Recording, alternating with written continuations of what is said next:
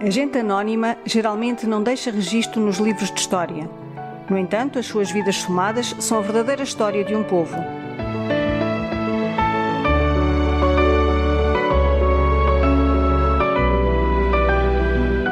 É desse passado ainda vivo, na memória dos mais velhos do litoral alentejano, que vamos à procura. Venham connosco à descoberta da história recente do nosso povo.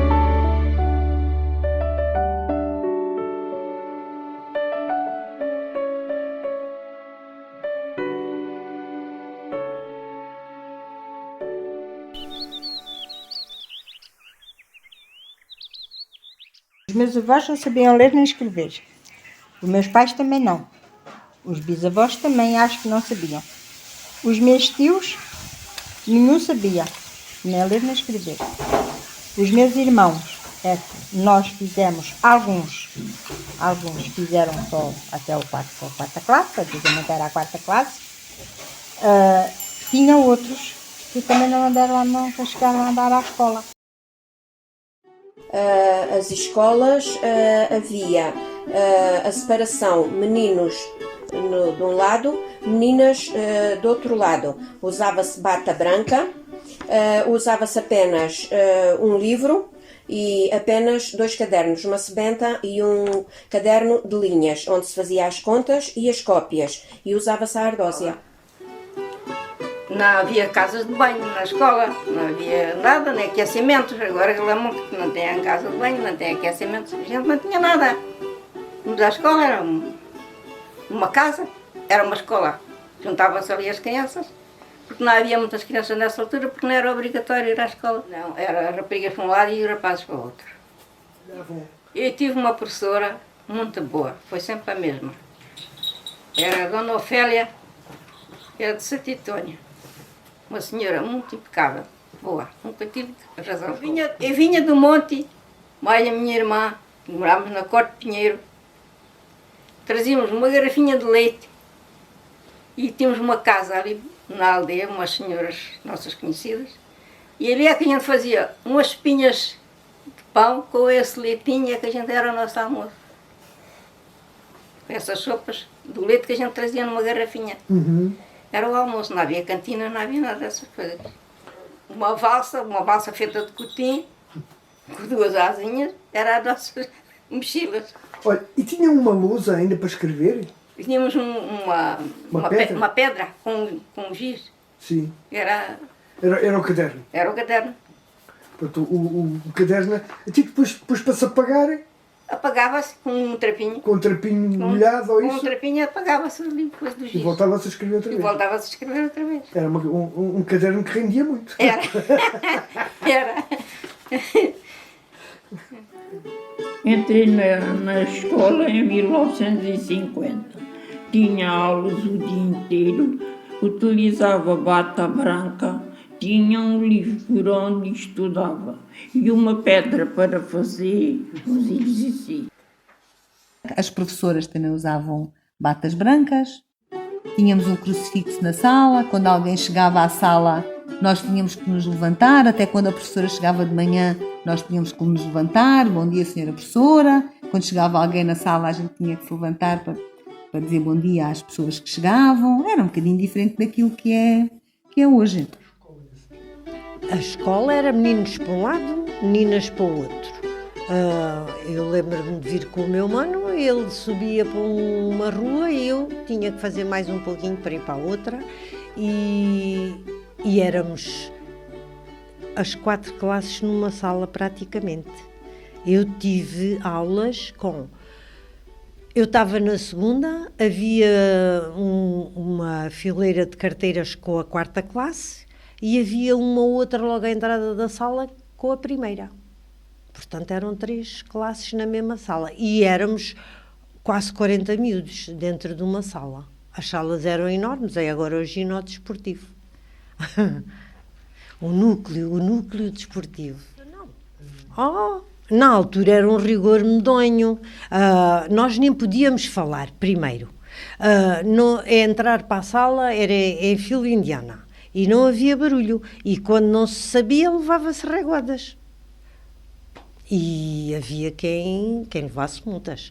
Eu, por acaso, nunca fui assim muito de apanhar reguadas, porque eu também era muito tímida e vinha do monte, era sempre mais pacatinha, nunca tive problemas de maiores.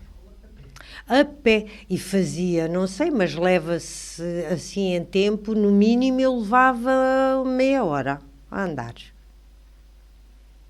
Eu quero, assim, e era engraçado, porque eu no verão tinha sandálias de borracha e no inverno tinha botas de borracha. Pronto, e era assim. Eu, como morava longe, era obrigado a almoçar na cantina. Portanto, havia uma cantina. Havia.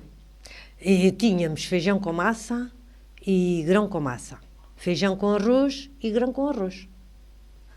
O ano inteiro. O ano inteiro. Mas até era muito bom. Até era muito bom. Pois, porque eu sei, havia colegas minhas que só comiam aquela refeição. E às vezes até pediam mais. Pois. As escolas do meu tempo, eu vinha a pé, fazia todos os dias 1 hora e tal de caminho, a pé para ir para a escola. E era caminho velho. E vinha sozinha. Ninguém me vinha trazer. E eu estava o dia inteiro na escola sem comer. Porque eu de manhã nunca comia nada, porque nem sequer havia comida para eu trazer para a escola. Estava na escola o dia inteiro sem comer. À tarde saía da escola e lá fazia mais 1 hora e tal de caminho a pé. Chegava à casa e não tinha ninguém que me ensinasse a fazer as coisas. O que eu aprendia na escola, aprendia, e o que não aprendia, tinha que esforçar a minha cabecinha. Os professores gostavam muito de bater. Não sabes o que é uma régua, filha? Não sabes? Pois, antigamente os professores gostavam muito de bater com a régua. Quando eu andava na primeira classe, que agora é o primeiro ano, né? Antigamente era a primeira classe. De manhã chegava à escola, a professora ia perguntar a tabuada. Levava logo a reguinha e punha a reguinha ali à frente. E então perguntava à tabuada, quantas vezes a gente errasse a tabuada? Quantas palmadas a gente levava ali com a régua, ali na mão? Com força, não era a brincar.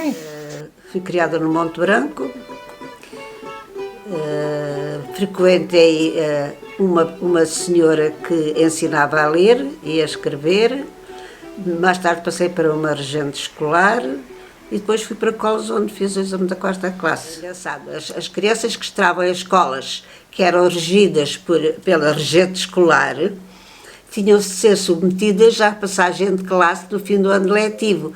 Portanto, ou a professora se deslocava a essas classes, como me aconteceu algumas vezes, para vigiar e orientar as passagens de classe. As regentes escolares eram as raparigas que tinham a 4ª classe e depois faziam o exame sobre essa matéria da 4ª classe, vai lá, e para ficarem preparadas para ensinar aos miúdos. Portanto, eram supervisionadas pelas professoras. E havia muitas regentes escolares. Havia muitas regentes escolares, havia muito menos professoras nessa altura. Depois começaram a aparecer mais professoras e as regentes escolares, algumas até ficaram desempregadas.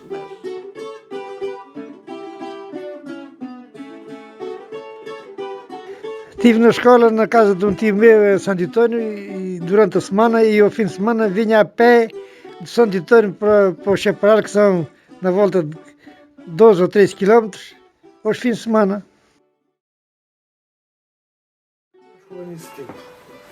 A escola era como todos os anos, todos os miúdos quando vão para a escola, logo têm a crença de ir para a escola, vou para a escola. E depois está lá uns tempos, começa-se a aborrecer da escola.